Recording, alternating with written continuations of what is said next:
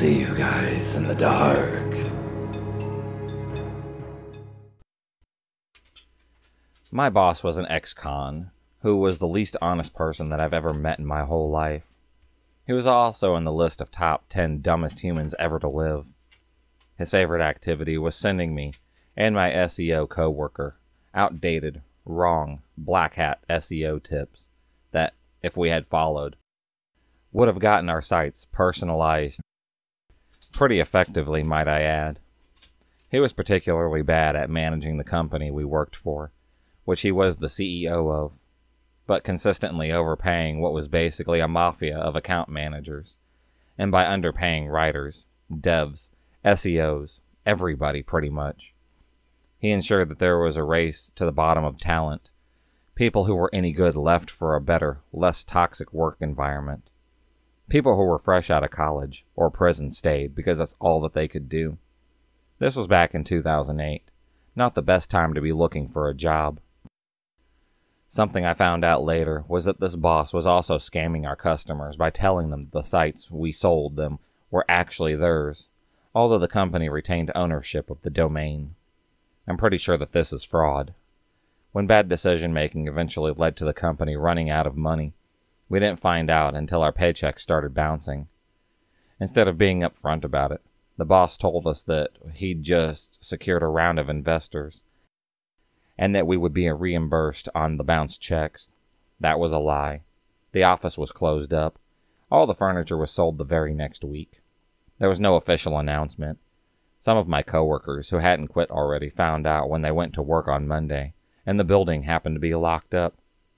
They still owed me about $800 in bounced checks. I'm one of the lucky ones, as some were owed even more than me. This boss moved immediately to California, and he couldn't be found. Pretty sure he was afraid of the lawsuits from both his clients, who he scammed on purpose, and his employees. Half he scammed on purpose, and half because of the extreme carelessness. Back when I was abroad in Scotland, I came across an indie film group. I pitched them the idea of me scoring their short-length movie, as I was hired to do this job, with experience writing for film and theater under my belt. I explained to them before shooting began what the typical process for a film scorer is. They said that it wasn't correct, and said their way was more efficient, but it wasn't. First, they didn't give me a full copy of the film. Ever try writing music for a movie that you've only seen once on a laptop in a dark room? It's not a fun experience. You have to guess and hope that the music fits the right moment. But hey, they asked me to write the music without looking at the film, then criticized me for not hitting the dramatic points. My fault, I guess. To make things worse, there were 3 directors working on this film, and each had a different taste in music. Trying to combine solo acoustic piano, industrial synthwave techno, and Wagnerian opera themes into a 10-minute short was not only difficult, but completely impossible in terms of satisfying any out of the 3 directors. During all the feedback sessions, I received interesting critiques. I can easily take negative criticism, but telling me that the correct way to write for a piano is to just keep to an octave? For you non-music folk out there, basically think a measly 8-note span is beyond absurd. If you thought that that was weird, try appeasing demands to write music for a 45-second scene as a battle between acoustic piano and electronic music, where it seems the electronic music at first is winning, but the underdog piano fights back and wins, transitioning into the next scene. Funny how after I was fired, the next hired composer was asked to write a single note drone underneath. In the end, I'm glad that I cut ties with them. I was a staffer for a public relations agency that served advertising industries. My boss happened to be racist, sexist, egomaniacal founder with a severe God complex. I witnessed employees crying in the hallway after he publicly berated them. He also tried to empower employees by giving them more responsibility. He micromanaged even the most experienced individuals over minute-like scheduling. He hated not knowing things, and fired clients when he didn't know how to work for them, And then he blamed it on all the clients or the other employees. To implement structural changes through some senior employees who were on board with her ideas.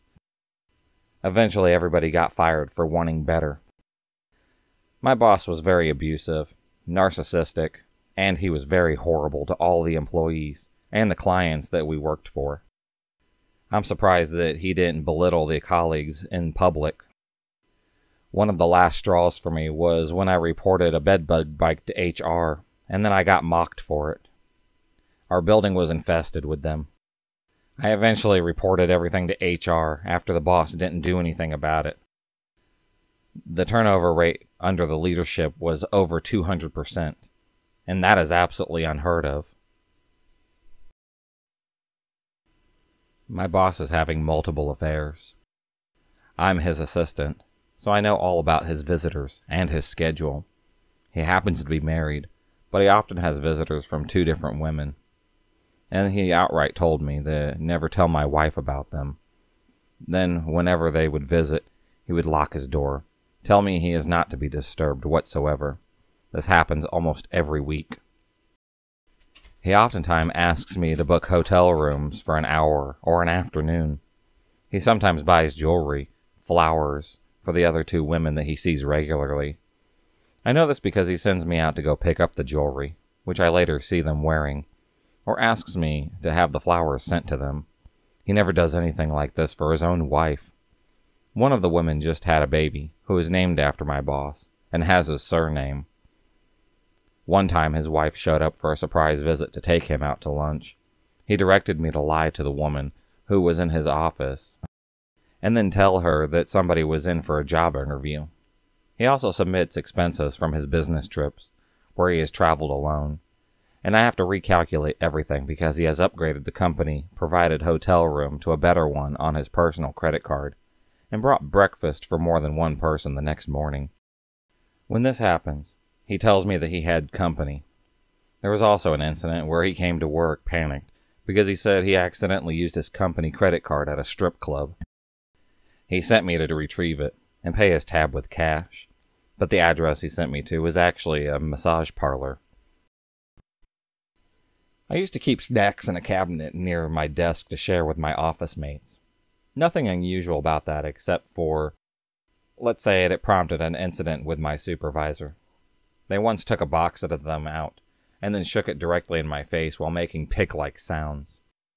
This happened to be a thing with the particular supervisor, along with insults, jokes, and general incompetence. This all happened about 10 years ago in a government job. I initially opted to stay quiet about it all. It wasn't long before I heard all the other employees happened to have the same experiences as me. I documented it all and took it to our department supervisor, who ran it up the chain of command. But ultimately, nothing changed. I resigned after accepting another job offer, and then moved out of the area. After I saw that executive management was not taking anything seriously, and that anyone who reported the situations were labeled as difficult, I left that organization. If you enjoyed this video, please subscribe, like, and hit the bell for notifications on future videos, and become a stalker of the night.